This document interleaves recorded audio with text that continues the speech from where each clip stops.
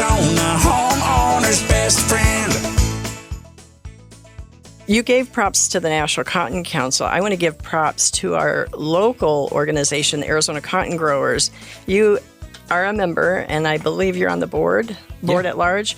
So what's so important to be part of these commodity-specific organizations? So the Arizona Cotton Growers Association, it was formed to basically bring a voice to the legislator, to the political side of things, and to promote Arizona cotton. It's been around for a long time.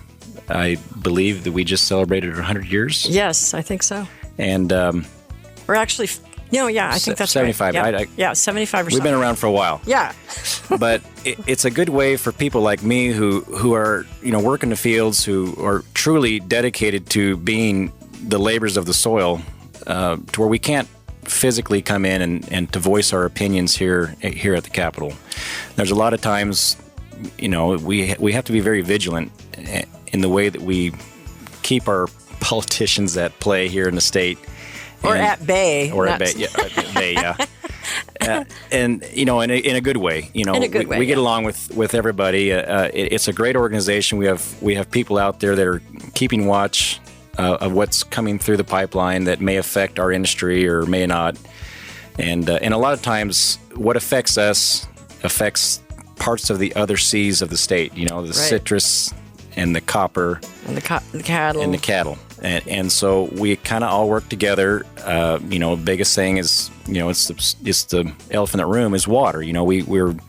Water's a big thing in the state. We're very conscious of it. We are aware of it. We have part of the list of studies here. We have a tremendous amount of effort trying to develop the most efficient cotton plant we can grow, and some of the best research that's coming throughout the world is being done right here in the state, just because on how unique and how hot it gets here in the state, and that we can select different varieties and select technology and select equipment and all these things that go in play to produce that product right here in the state. And it's Arizona.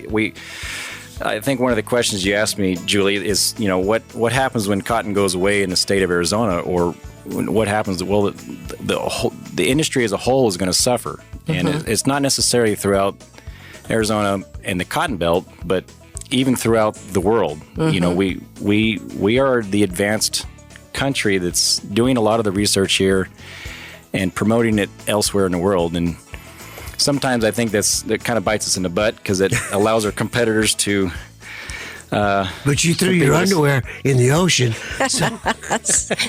So what are we talking about now? Yeah.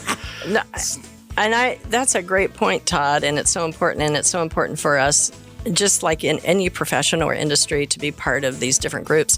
Arizona Farm Bureau has actually been around for 103 years, and my dad always used to say, who was a cotton farmer too, so I'm really partial to this commodity. He said, I'm always going to be a member of the commodity-specific groups. He was a member of the Arizona Cotton Growers. He said, and I'm also going to be a member of the organization that kind of covers all the commodities, just because I don't want to miss out on anything. So it was very important to him.